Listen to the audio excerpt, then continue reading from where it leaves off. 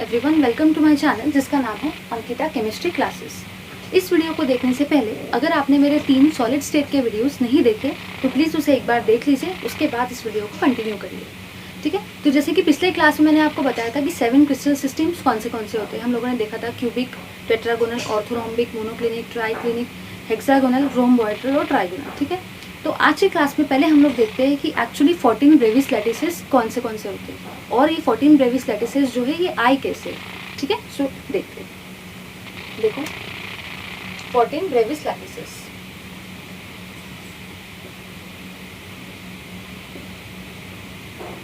जैसे कि हम लोगों ने 7 क्रिस्टल सिस्टम्स देखे थे, है ना। तो मेरे को कहना ये है कि अगर कोई क्रिस्टल सिस्टम जो है वो सिर्फ और सिर्फ सिंपल क्यूबिक दिखाता है, बॉडी सेंटर्ड भी नहीं दिखाता है और फेस सेंटर्ड भी नहीं दिखाता है, या फिर बेस सेंटर्ड भी नहीं दिखाता है, तो वो क्रिस्टल सिस्टम्स होते हैं रोम्बोहाइड्रल सिस्टम, जो कि हम लोगों ने उस दिन देख लिया था। ठीक है, रोम्बोहाइड्रल के साथ में वो सिस्टम होता है ट्राइक्लिनिक सिस्टम,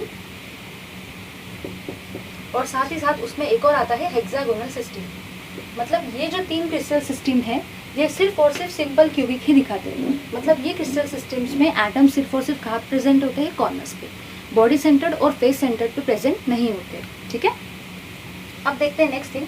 एक होता है सिंपल क्यूबिक और उसी के साथ साथ बॉडी सेंटर्ड। तो ऐसा कौन सा क्रिस्टल सिस्टम है जो हमें सिंपल क्यूबिक भी दिखाता है और साथ ही साथ बॉडी सेंटर्ड भी दिखाता है? तो वो जो क्रिस्टल सिस्टम है उसका नाम है टेट्रागोनल सिस्टम।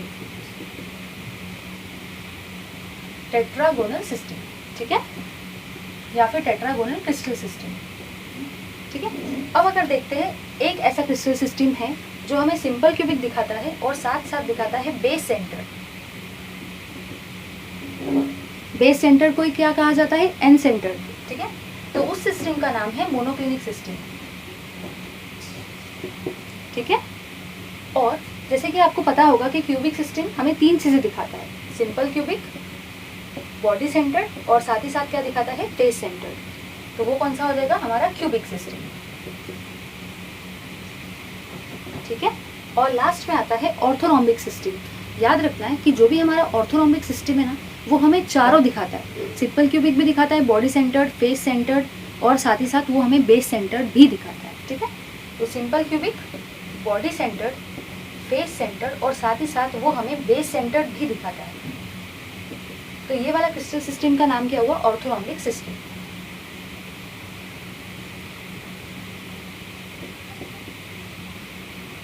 अब देखो ये जो चीज़ है ना, इसमें कुछ भी याद रखने का ट्रिक नहीं है, ये आपको याद ही रखना है। अगर ये याद नहीं है ना, क्योंकि क्या होता है ना, कभी कभी इस पर भी न्यूमेरिकल बेस्ड क्वेश्चन आ जाते हैं या कभी कभी इसमें एमसीक्यू भी आ सकते हैं।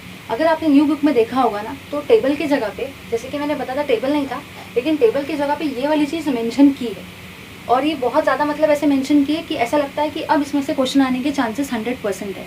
ठीक है, इसलिए हमें ये चीज़ पता होनी चाहिए क्योंकि मेंशन की है। ठीक है, न्यू बुक में। तो याद रखना है, सिंपल क्यूबिक में ये 3 आते हैं, ये 3 हमें सिंपल क्यूबिक, टेट्रागोनल हमें ये दोनों दिखाता है, मोनोक्लिनिक ये दोनों, क्यूबिक ये तीनों, और ऑर्थोरोम्बिक में चारों आते हैं। ठीक है, अब कहना मुझे ये कि टॉप हेडिंग है 14 ब्रेविस लैटिसेस, तो दिमाग में क्वेश्चन ये आता है कि एक्चुअली 14 ब्रेविस लैटिसेस कैसे बने। ठीक है, तो देखो ये हुआ एक सिंपल क्यूबिक ऑर्थोरोम्बिक का, ये हुआ 2, ठीक है, ये हुआ 3 और ये हुआ 4, हो गए 4। तो यहाँ से मुझे कितने मिले, 4। ठीक है, ब्रेविस लैटिस। अगर मैं इसको देखती हूँ तो ये क्यूबिक के कितना हुआ, ये 4 हो गए थे। और अब देखो ये क्यूबिक सिस्टम का हुआ 1, ये क्यूबिक सिस्टम का हुआ 2 और ये क्यूबिक सिस्टम का हुआ 3। यहाँ से मुझे कितने मिले, 3।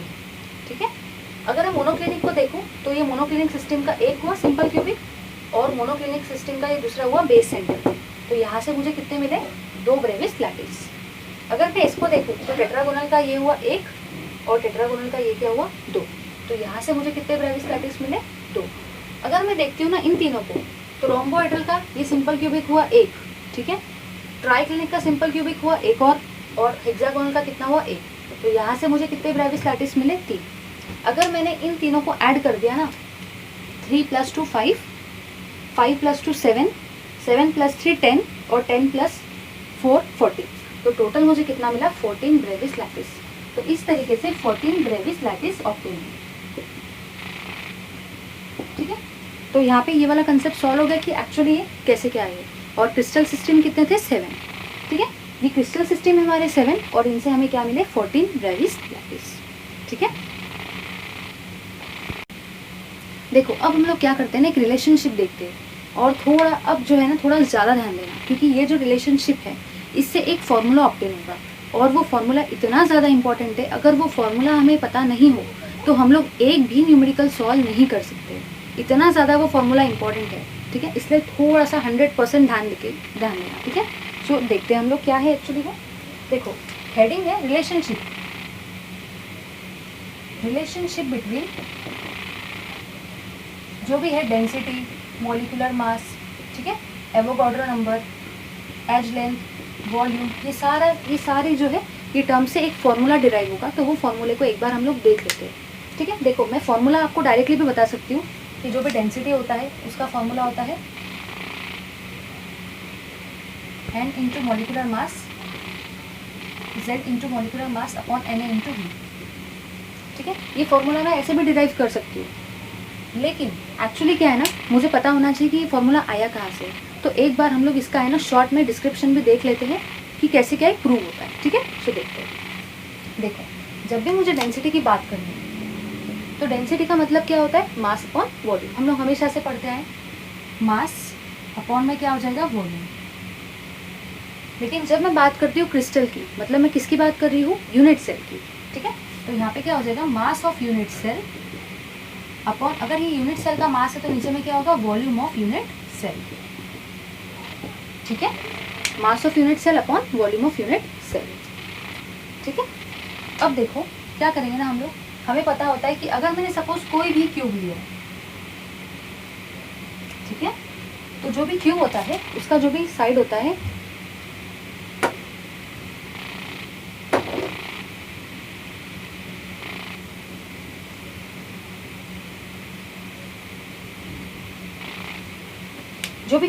उसका साइड क्या होता है, ए, ठीक है। और हमें ये भी पता होता है कि जो भी हमारा वॉल्यूम ऑफ क्यूब होता है, तो वॉल्यूम ऑफ क्यूब का मतलब क्या होता है, साइड क्यूब, इसका मतलब ए क्यूब। तो ये क्या हो जाएगा हमारा वॉल्यूम ऑफ क्यूब, ठीक है ना। तो अब मेरे को लिखना है मास ऑफ यूनिट सेल। तो मास ऑफ यूनिट सेल को मैं स्मॉल m से रिप्रेजेंट कर दूँ, और जो भी मेरा वॉल्यूम ऑफ यूनिट सेल है उसको मैं ए क्यूब भी लिख सकती हूँ या फिर उसको मैं वी भी लिख सकती हूँ। तो उसको मैं लिख लेती हूँ ए क्यूब, ठीक है। अब मुझे क्या करना है ना, मुझे ये पता होता है कि जो भी मेरे नंबर ऑफ मोल्स होते हैं, उसका फॉर्मूला क्या होता है, एक उसका फॉर्मूला होता है 1 अपॉन एवोगाड्रो नंबर, और उसी के साथ साथ उसका एक और फॉर्मूला होता है मास अपॉन मॉलिक्यूलर मास, ठीक है। देखो अगर ये डेरिवेशन नहीं आता है तो कोई बात नहीं, क्योंकि हमें सिर्फ और सिर्फ ये याद रखना है, लेकिन फिर भी इसको एक बार मैं बता दे रही हूँ क्योंकि हम लोग स्टेट बोर्ड का स्टडी कर रहे हैं, तो हमें सारे जो है वो फॉर्मूले डिराइव कैसे हुए वो भी चीज़ पता होनी चाहिए, ठीक है। तो नंबर ऑफ मोल्स का फॉर्मूला होता है 1 upon Avogadro number is equals to mass upon molecular mass, ठीक है। तो अब मुझे यहाँ पे मास की जगह पे सब्स्टिट्यूट करना है, तो मैं क्या करूँगी ना, मास इज इक्वल्स टू, मतलब ये जो है ये मास है ना, इसका फॉर्मूला क्या हो जाएगा, molecular mass upon Avogadro number. Molecular mass upon में क्या हो जाएगा, एवोगाड्रो नंबर। समझ गया ना इतना, बस इसको इधर लेके गए और कुछ भी नहीं किया है, ठीक है। या फिर इसको आप मिटा भी सकते हो, मतलब आपको कंसेप्ट जो है वो और ज़्यादा क्लियर हो जाएगा, ठीक है। बस मुझे क्या करना है ना, इस मास के वैल्यू को यहाँ पे सब्स्टिट्यूट करना है। तो डेंसिटी का फॉर्मूला क्या बन जाएगा, थोड़ा सा देखना इधर, डेंसिटी का फॉर्मूला बन जाएगा और मास इंटू में आ जाएगा यहाँ पे z, ठीक है, क्योंकि यहाँ पे क्या बोला गया है, यूनिट सेल। देखो मास जो है इसकी जगह पे क्या लिखूंगी मैं, मॉलिक्यूलर मास को मैं mm से रिप्रेजेंट करती हूँ, अपॉन में क्या आ जाएगा, एवोगाड्रो नंबर, ठीक है। इस मास के जगह पे मैंने ये वाला वैल्यू रख दिया है, ठीक है। ये जो है ये z है और यहाँ पे क्या है, ए क्यूब, ठीक है। इसको मैं ऐसे भी लिख सकती हूँ, molecular mass into z upon में क्या हो जाएगा, Na इंटू वॉल्यूम, क्योंकि वॉल्यूम का मतलब भी क्या होता है, साइड क्यूब, ठीक है। तो ये भी फॉर्मूला हो जाएगा मेरा डेंसिटी का।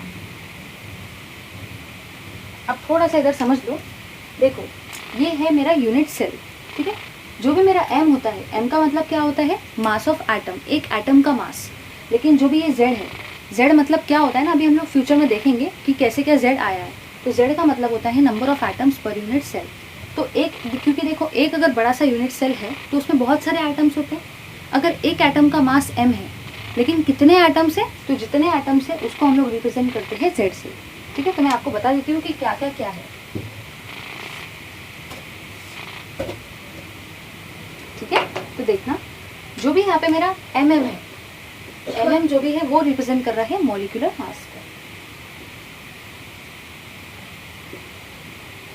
ठीक है, और जो भी मेरा ये z है वो रिप्रेजेंट करता है number of atoms per unit cell, ठीक है, तो z हो जाएगा number of atoms per unit cell. और फिर उसके बाद बचता है Na, तो Na का मतलब क्या होता है, एवोगाड्रो नंबर। और हमें इसका वैल्यू पता होना चाहिए। ठीक है ना, इसका वैल्यू होता है 6.022 इंटू 10⁻23 मोलिक्यूल। देखो अभी टेंशन लेने की जरूरत नहीं है, क्योंकि इस फॉर्मूले पे बेस्ड जो भी न्यूमेरिकल्स है ना, एक न्यूमेरिकल का लेक्चर बना के स्पेसिफिकली उसमें मैं सारे न्यूमेरिकल सॉल्व करा दूंगी इस चैप्टर के, इसलिए टेंशन लेने की बिल्कुल भी जरूरत नहीं है। ठीक है, ये हो गया। अब तुम्हारा बचता है V, तो V क्या हो जाएगा, volume of unit cell. V हो जाएगा वॉल्यूम ऑफ यूनिट सेल। ठीक है, और अब क्या बचता है A, तो A क्या हो जाएगा तुम्हारा, साइड ऑफ क्यूब या फिर एज लेंथ ऑफ क्यूब। देखो एक्चुअली मैंने यहाँ पे साइड ऑफ क्यूब इसलिए नहीं लिखा है, एज लेंथ ऑफ क्यूब इसलिए लिखा है क्योंकि जब भी आपको न्यूमेरिकल दिया जाएगा ना, तो एक स्पेसिफिक अच्छी लैंग्वेज यूज़ करते हैं, इसलिए वहाँ पे दिया गया है एज लेंथ। ठीक है, तो इस तरीके से ये वाला फॉर्मूला यहाँ डिराइव हुआ है। अब आपको ये डेरिवेशन याद रखने की ज़रूरत नहीं है, सिर्फ आपको इतना फॉर्मूला ही याद रखना है। अगर ये फॉर्मूला याद हो और ये टर्म्स याद हो, इसका वैल्यू पता हो, तो हमसे सारे न्यूमेरिकल सॉल्व हो जाएंगे। ठीक है, तो क्लियर है इतना? ठीक है, अब हम लोग देखते हैं नेक्स्ट चीज़। जैसे कि मैंने आपको बताया था कि एक्चुअली z कैसे आया है ना, तो दिमाग में बहुत सारे कन्फ्यूजन्स आ रहे होंगे कि एक्चुअली z कहाँ से आया है, कैसे आया है, और ये z का वैल्यू चेंज होता है या सबके लिए सेम होता है। तो अब मैं क्या होता है ना, अब मैं आपको बता देती हूँ कि z कहाँ से आया है, कैसे आया है, इसका वैल्यू क्या होता है, किस टाइप के यूनिट सेल के हिसाब से इसका वैल्यू चेंज होता है, वो सारी चीज़ें अब हम लोग देख लेते हैं। ठीक है, अब हम लोग z का वैल्यू निकालने से पहले एक छोटी सी चीज़ देख लेते हैं। ठीक है, कि एक्चुअली कंट्रीब्यूशन कैसे निकालते हैं। ठीक है ना, कंट्रीब्यूशन कैसे निकालते हैं। ठीक है, तो इतना याद रखना कि अगर पार्टिकल्स प्रेजेंट हो एट कॉर्नर्स, अगर पार्टिकल्स प्रेजेंट हो एट कॉर्नर्स, ठीक है, कॉर्नर्स पे प्रेजेंट हो, फिर दूसरा आ जाएगा एट बॉडी सेंटर। ठीक है, और तीसरी चीज़ हो जाएगी एट फेस सेंटर। बस हम लोग ये तीन ही चीज़ों को कंसिडर करते हैं। देखो इतना समझ लो कि अगर पार्टिकल कॉर्नर्स पे प्रेजेंट है, जैसे कि मैंने उस दिन वाले लेक्चर में बताया था कि कॉर्नर्स पे, हर एक कॉर्नर्स पे, क्यूब में कितने कॉर्नर्स होते हैं, 8 कॉर्नर्स होते हैं। ठीक है, तो क्यूब में कॉर्नर्स कितने होते हैं, 8 कॉर्नर्स। और जो भी उसका कॉन्ट्रीब्यूशन रहेगा ना, कि कॉर्नर्स पे कॉन्ट्रीब्यूशन कितना होता है, तो वो कॉन्ट्रीब्यूशन होता है 1/8। याद रहेगा ना, ये वो कॉन्ट्रीब्यूशन होता है 1/8। अगर मैं बात करती हूँ बॉडी सेंटर की, मतलब उस दिन बताया था ना कि सेंटर ऑफ बॉडी, मतलब सेंटर ऑफ बॉडी पे, मतलब पूरी की पूरी जो बॉडी है उसके सेंटर पे जो है उसका या कितना कंट्रीब्यूशन होता है। तो बॉडी का सिर्फ और सिर्फ कितने सेंटर होते हैं, सिर्फ और सिर्फ एक ही सेंटर होता है बॉडी पे। ठीक है, और उस सेंटर का कंट्रीब्यूशन कितना होता है,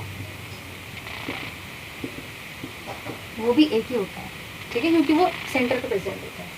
अगर मैं बात कर रही हूँ ना फेस सेंटर की, ठीक है, तो फेस सेंटर में फेसेस, अगर मैं बात करती हूँ क्यूब के फेसेस, तो क्यूब में कितने फेसेस होते हैं, टोटल 6 फेसेस, है ना। एक रूम को कंसिडर कर लो, और मैंने पुराने वाले लेक्चर्स में भी इसको एक्सप्लेन किया है कि रूम में क्यूब के 6 फेसेस होते हैं। ठीक है, और हर एक फेस का कंट्रीब्यूशन कितना होता है, 1/2 कंट्रीब्यूशन होता है, 1/2। क्योंकि ज़्यादा अगर इमेजिन करते बैठेंगे तो पेपर में इमेजिन ही करते रहेंगे और टाइम बहुत ज़्यादा वेस्ट हो जाएगा। उससे बेटर है कि हमें चीज़ें पता हो, ज़्यादा इजी। ठीक है, तो ये कंट्रीब्यूशन सबको समझ में आ गया और सारी चीज़ें क्लियर हो गई ना, क्योंकि देखो इसके बिना हम लोग z का वैल्यू नहीं निकाल पाएंगे, इसलिए मैंने आपको ये चीज़ें पहले शॉर्ट में बता दी। ठीक है, तो आपका इससे कंसेप्ट क्लियर हो जाएगा। ठीक है ना, अब देखते हैं हम लोग z का वैल्यू एक्चुअली कैसे क्या आएगा। तो सबसे पहले हम लोग बात करते हैं सिंपल क्यूबिक सिस्टम की। ठीक है, उसके बाद हम लोग बात करते हैं बॉडी सेंटर्ड की, और उसके बाद हम लोग बात करते हैं फेस सेंटर्ड की। ठीक है, देखो अगर मैं बात कर रही हूँ सिंपल क्यूबिक यूनिट सेल की, तो सबसे पहले तो मेरे दिमाग में मेरे को एक ही चीज़ करनी है कि मुझे क्यूब को ड्रॉ करना है, ठीक है ना। तो क्यूब को फटाक से हम लोग ड्रॉ कर लेंगे। और जैसे कि मैंने पिछले क्लास में बताया था कि सिंपल क्यूबिक में क्या होता है, एटम सिर्फ और सिर्फ प्रेजेंट होते हैं एट द कॉर्नर्स, है ना। पुराने वाले क्लास में एक्चुअली ये चीज़ डिस्कस हो चुकी है, ठीक है ना। तो आपको वो चीज़ और ज़्यादा क्लियर हो जाएंगी। एटम सिर्फ और सिर्फ प्रेजेंट होते हैं एट कॉर्नर्स, ठीक है। और बॉडी सेंटर में क्या होता है, एटम्स प्रेजेंट होते हैं कॉर्नर्स पे भी और at the centre of body. Atoms कहाँ पे प्रेजेंट होंगे, कॉर्नर्स पे तो एटम्स प्रेजेंट होंगे ही, और साथ ही साथ एक एटम प्रेजेंट होगा सेंटर ऑफ बॉडी पे, बॉडी के सेंटर पे। अगर मैं बात करूँ ना फेस सेंटर की, ठीक है, तो फेस सेंटर के केस में क्या होगा ना, एटम्स प्रेजेंट होंगे तो कॉर्नर्स पे तो एटम्स प्रेजेंट होंगे ही, लेकिन साथ ही साथ हर फेस के सेंटर पे एक एक एटम प्रेजेंट होगा, एक आगे और एक पीछे, इस तरीके से, ठीक है। अब निकाल लेते हैं इसको, कैसे क्या आएगा। देखो, अगर मुझे निकालना हो z, ठीक है, अगर मुझे निकालना हो z का वैल्यू, ठीक है, कॉर्नर्स टोटल कितने हैं, कॉर्नर्स कितने हैं, 8 कॉर्नर्स है। सिर्फ देखना है मुझे सिंपल क्यूबिक, तो सिंपल क्यूबिक का ये वैल्यू हो जाएगा सिंपल क्यूबिक, ठीक है। तो ये सिंपल क्यूबिक का कॉर्नर्स कितने हैं, टोटल 8 कॉर्नर्स है, तो ये हुआ 8। और कॉर्नर का कंट्रीब्यूशन कितना होता है, 1/8। जस्ट इसके सामने में इसको देखने का है, ठीक है।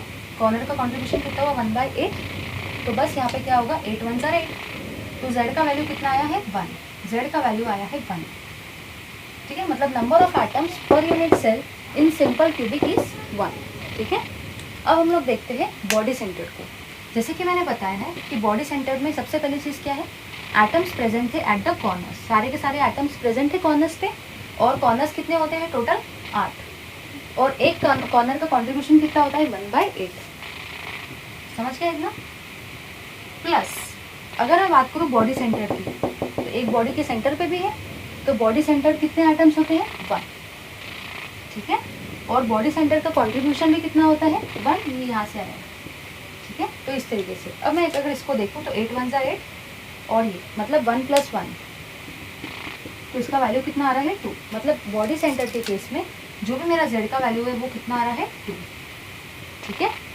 याद रखना है। हाँ, अगर मैं आती हूँ फेस सेंटर के केस में, वापस से मुझे यहाँ z निकालना है, तो मैंने यहाँ पे ये देखा कि एटम्स प्रेजेंट है एट द कॉर्नर्स, और कॉर्नर्स टोटल कितने होते हैं, 8 कॉर्नर्स।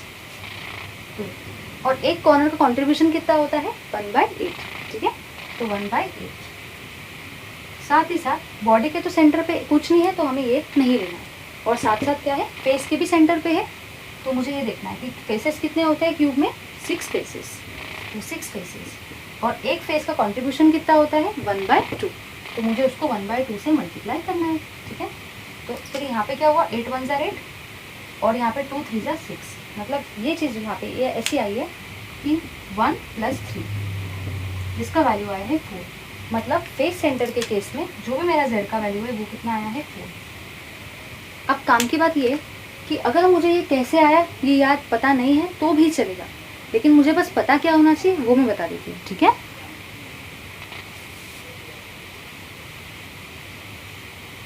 तो पता ये होना चाहिए कि सिंपल क्यूबिक के केस में जो भी मेरा z का वैल्यू है वो क्या है, बॉडी सेंटर के केस में जो भी मेरा z का वैल्यू है वो क्या है, और फेस सेंटर के केस में जो भी मेरा z का वैल्यू है वो क्या है। ये टेबल आपको याद होना ही चाहिए, ये बहुत बहुत ज़्यादा इंपॉर्टेंट टेबल है।